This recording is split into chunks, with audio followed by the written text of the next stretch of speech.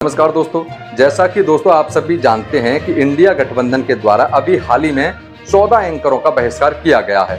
अब भारतीय जनता पार्टी के नेताओं में ऐसी खलबली मच रही है कि न जाने इंडिया गठबंधन ने उन पत्रकारों का बहिष्कार किया है या फिर भाजपा के नेताओं का बहिष्कार किया है। जी हाँ दोस्तों, मैं बात कर रहा हूँ भाजपा नेता संबित पात्रा जी की, क्योंकि जब से इंडिया गठबंधन द्वारा 14 एंकर्स का बहिष्कार किया गया है तब से संबित पात्रा जी ने अपने ट्विटर हैंडल पर एक ही दिन में 4 वीडियो पोस्ट कर डाली। अब दोस्तों सबसे पहले तो आप उनके द्वारा ट्विटर पर पोस्ट की गई इस वीडियो क्लिप को सुने। आप सब पत्रकार बैठे हैं यहाँ पर और आपके माध्यम से और टीवी के कैमरे के माध्यम से मैं करोड़ों पत्रकारों से आज सवाल पूछता हूँ, क्या ये जो 14 नाम लिखे गए हैं ये बॉयकॉट के नाम है या ये टारगेट लिस्ट है? कि मैं आप सभी करोड़ों पत्रकार से सवाल पूछता हूं। अब यह तो पता नहीं दोस्तों कि वह भारत देश के करोड़ों पत्रकारों से सवाल पूछने की बात कर रहे हैं या फिर पूरे विश्व के करोड़ों पत्रकारों से सवाल पूछने की बात कर रहे हैं,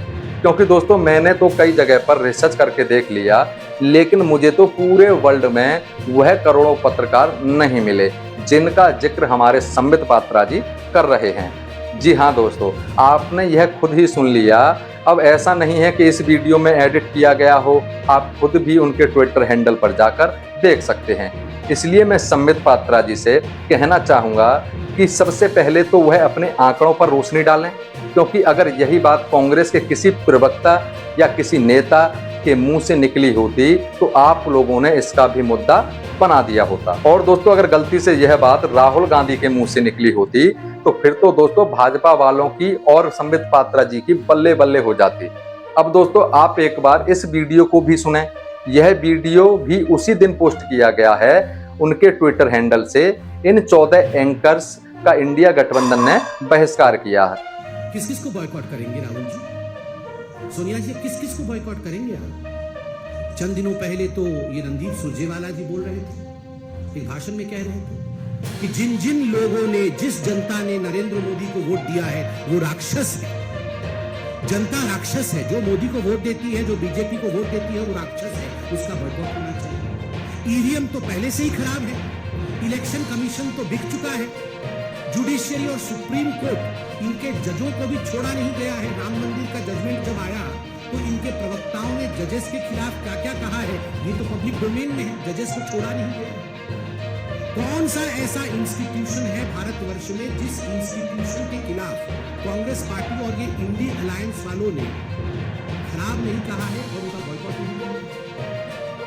मैं आज आपको खुल के बताता हूं, जनता भी जिंदाबाद है, ईवीएम भी जिंदाबाद है, हाईकोर्ट भी जिंदाबाद है, इलेक्शन कमीशन भी जिंदाबाद है, सुप्रीम कोर्ट भी जिंदाबाद है। केवल अगर किसी से नहीं हो पा रहा है जिसको बॉयकॉट वाकई करना चाहिए कांग्रेस पार्टी को, तभी उसका कुछ कल्याण होगा, उसका नाम राहुल गांधी है। अब इस वीडियो में वह जिंदाबाद के नारे लगाते नजर आ रहे हैं, मतलब बोलते नजर आ रहे हैं कि जनता भी जिंदाबाद, ईवीएम भी जिंदाबाद, हाई कोर्ट भी जिंदाबाद, इलेक्शन कमीशन भी जिंदाबाद, सुप्रीम कोर्ट भी जिंदाबाद। अब आप ही बताइए दोस्तों कि जिंदाबाद के नारे ऐसे लगाकर बता रहे हैं कि जैसे कि ना जाने इन सब का सम्मान सिर्फ संबित पात्रा जी ही करते हैं या फिर भारतीय जनता पार्टी के नेता करते हैं। कि उनके द्वारा पोस्ट की गई उस वीडियो में वह एक ही बात ज्यादा कहते नजर आ रहे हैं कि इन एंकर्स का बहिष्कार करने से क्या होगा।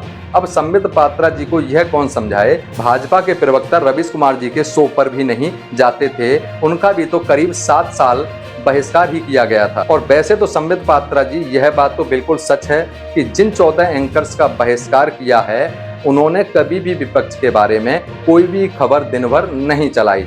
अब उदाहरण के लिए आप खुद ही समझ लीजिए कि जब भाजपा किसी भी राज्य में जीत जाती है तो यही पत्रकार पूरे दिन और रात सिर्फ यही बताने में लगे रहते हैं कि भाजपा ने उस राज्य पर कब्जा कर लिया, भाजपा ने अपना प्रदर्शन बरकरार रखा, वगैरह वगैरह। और आप खुद ही बता दीजिए कि जब कांग्रेस ने हिमाचल प्रदेश में अपनी सरकार बनाई तो इन एंकर्स ने कितना बताया और कितनी डिबेट चलाई। और तो और जब कर्नाटक में भाजपा की बुरी हार हुई और कांग्रेस वहां पर भी जीती तो कितनी खबर चलाई गई, यह बता दीजिए। चलिए सारी बातें छोड़िए और आप जिस राहुल गांधी की बात कर रहे हैं उस राहुल गांधी ने भारत जोड़ो यात्रा के दौरान कई हजार किलोमीटर पैदल यात्रा की, उसके बारे में कितनी खबर दिखा दी। अब दोस्तों यह तो पता नहीं कि इंडिया गठबंधन द्वारा इन 14 एंकर्स और चैनल के बहिष्कार से इस गठबंधन को कितना फायदा होगा, लेकिन एक बात तो है कि इन एंकर्स को नुकसान तो जरूर होगा, क्योंकि ज्यादातर डिबेट में बस एक ही मुद्दा गर्म होता रहता था, हिंदू मुस्लिम हिंदू मुस्लिम हिंदू मुस्लिम। अब कम से कम कुछ नहीं तो जनता को यह राहत तो मिलेगी, क्योंकि यह हिंदू मुस्लिम के मुद्दे पर जो बार बार डिबेट चलती रहती थी वह अब कुछ हद तक कम हो जाएगी। अब दोस्तों आपको बता दूं कि संबित पात्रा जी ने फिर उसी दिन ट्विटर पर तीसरी पोस्ट कर दी। वो चंद्रशेखर जी है शिक्षा मंत्री बिहार के, उन्होंने आज श्री रामचरितमानस को पोटेशियम साइनाइड बता दिया। ये पोटेशियम साइनाइड है, एक शब्द नहीं निकल रहा इनके मुंह से किसी ये लिस्ट जारी करने वाले। ये आप इस मंत्री को आप बॉयकॉट करेंगे या नहीं करेंगे राहुल बाबा?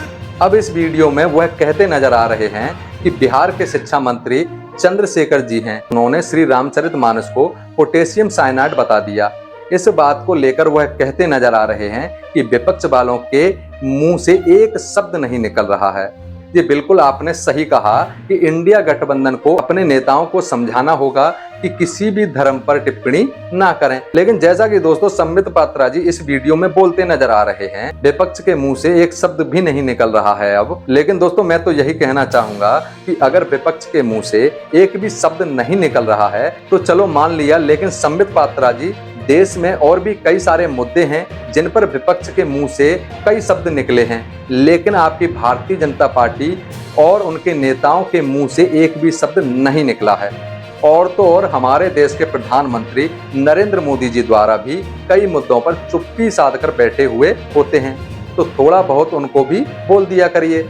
अब दोस्तों जैसा कि आप सभी ने देखा और सुना संबित पात्रा जी की बातों को, जिस प्रकार इंडिया गठबंधन द्वारा एंकर्स का बहिष्कार किया गया है, उससे पता चलता है कि कहीं ना कहीं भारतीय जनता पार्टी के खेमे में उथल पुथल मची हुई है। और दोस्तों आप सभी को क्या लगता है, हमें कमेंट करके अपनी राय जरूर दें। इसी के साथ वीडियो को लाइक करें, चैनल को सब्सक्राइब करें। मैं गौरव पंडित, ग्राउंड पोल न्यूज के साथ, जय हिंद।